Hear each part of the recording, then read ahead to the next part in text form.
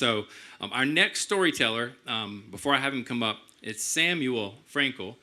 So if you don't know Samuel, if you haven't heard Samuel, again, amazing storyteller. But before he comes up, I do want to say, I got to know Samuel, again, through the Moth, and have heard him tell many stories. I've hung out with him outside of the storytelling. My wife and he and his fiance have gotten dinner together and just gotten coffee. And so just a super, super genuine, nice guy. And I love hearing him tell stories. So you are going to enjoy this next story. And so I want to go ahead and have Samuel make his way up. And then we will continue this show. Let me see here. Do I see Samuel up there? Oh, there he is. Come on, man.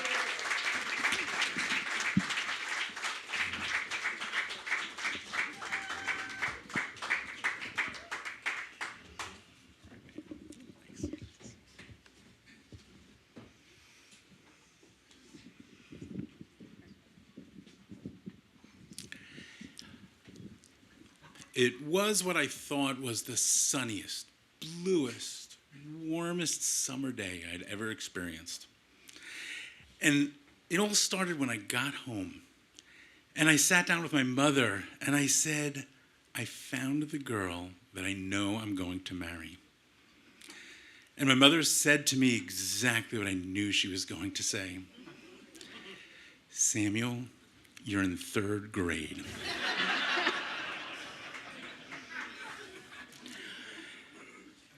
And then she asked me the next question that I didn't expect her to ask. Is she Jewish? I was in third grade. To give you a quick background, I grew up in an insular, extreme sect of Orthodox Judaism. I never met non-Jewish people. I was in an all-boys environment, studying religious studies, even in third grade. And my parents, what I now realize, had some financial trouble, so sent me to the municipal day camp in the town that we lived in.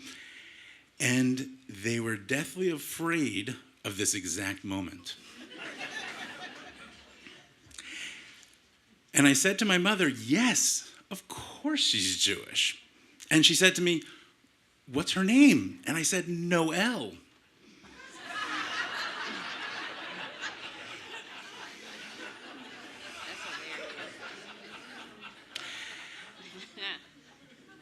Samuel, she's not Jewish. I said, of course she is. She's so nice. And she's so friendly. And we just get along so well.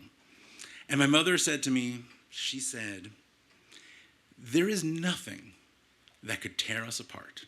We will be behind you 100% through your whole life. And we unconditionally love you, except for one thing. Except if you marry a non-Jewish woman. I was in third grade. And I said, of course. Who else am I going to marry? But that planted a seed in my head that did not sit well with me. And I grew up in this community not understanding why they are different than us. And over time, that evolved into more challenging questions of belief, faith, and practice. And I struggled with that internally, but always kept an external facade that I needed to keep to stay in that community and to stay in that family. Until the day that I was about 30 years old, and we had a memorial ceremony that we had every year for my grandmother that survived Auschwitz and survived another concentration camp of Bergen-Belsen. And every year we gathered the family together and we counted the number of offspring that came from this courageous woman who dedicated her life to survival and to the faith. And every year it was 30 and then 40 and then 50 descendants. And I remember that one year my mother stood there and said, there are 52 descendants from this one woman. And if even one of them was not orthodox, then Hitler would have won. And that was the moment that I realized that I had to choose between my values and my beliefs and my community and my family. But I couldn't. I couldn't leave everything that I knew, but I knew I had to. And I started educating myself in culture and in music and in shows and in art. And I started taking it in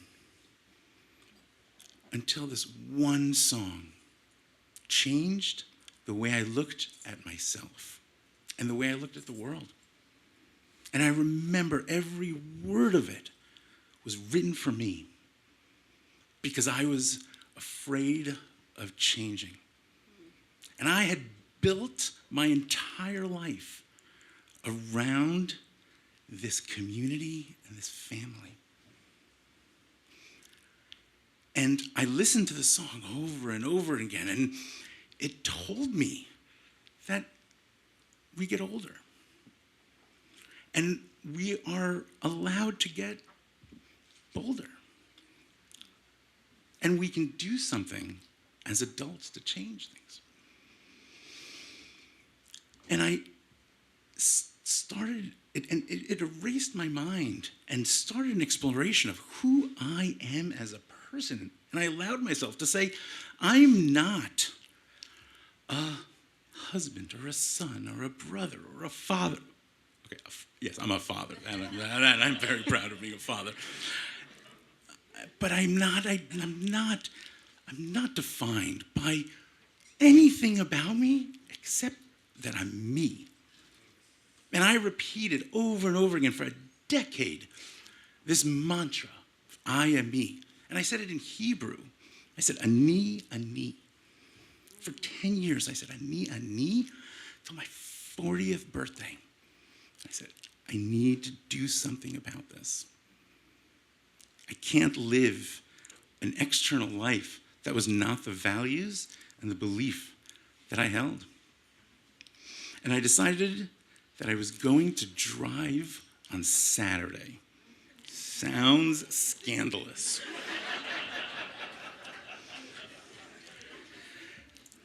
Understand that driving on Shabbat or Sabbath is built in, is forbidden, not just because of the technicalities of why it's forbidden, but because it is what keeps the community together. By not being allowed to drive off, we stay together. And I decided it was time to do that. And I went to the car, and I went back into the house. And I went to the car, back to the house, over and over, till I said, it's okay, I'm going to sit down because God is not going to let the car start. God let the car start. And I said, but God's not going to let it get out of the driveway. Sure enough, it got out of the driveway. And I drove down the block, and I lived on a street where the kids played in the street on Saturday because there were no cars. And the kids and the people walking in the street all parted as I drove. And I'm feeling their eyeballs burning into me and feeling them saying, who is this guy? What is this guy doing? And I kept on repeating, I'm me, ani, ani. And I got to the end of the block and I turned the corner. And I turned the corner.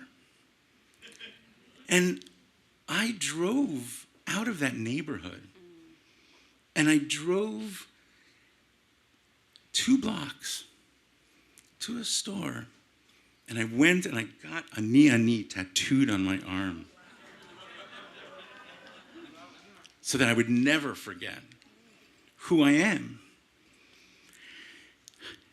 But the beginning of my my real story actually begins in 5 days from now, when I'm marrying my fiance.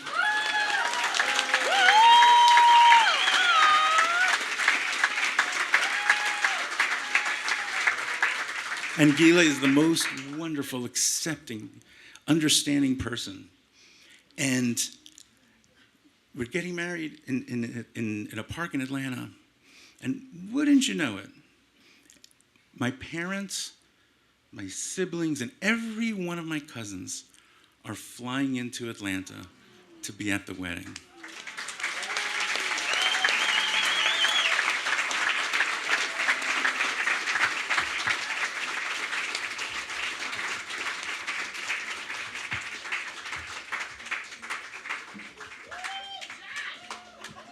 I know. Congratulations.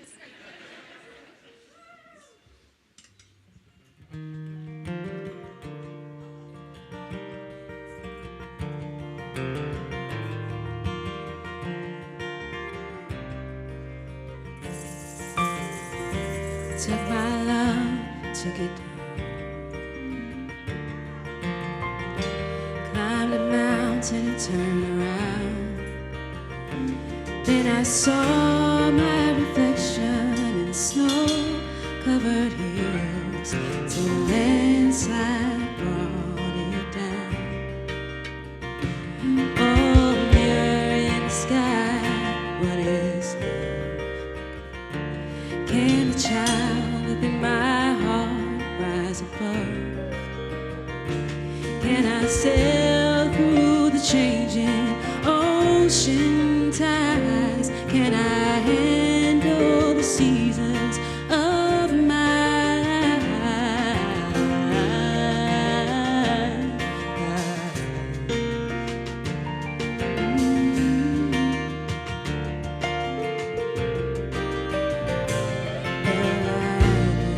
Afraid of changing, 'cause I build my life around you.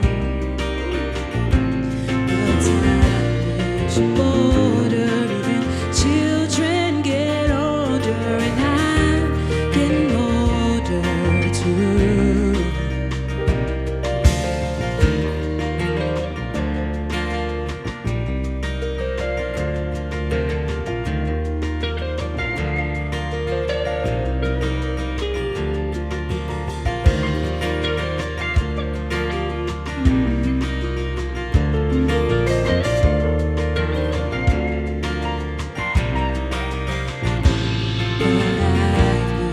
Afraid of changing, 'cause I build my life around you.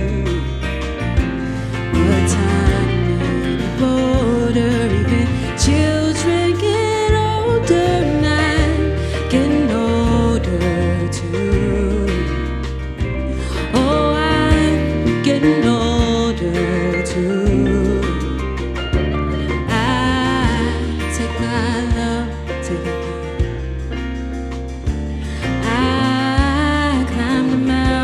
Turn around, and if you see my reflection in the snow-covered hills, or the landslide brought it down, and if you see my reflection in the snow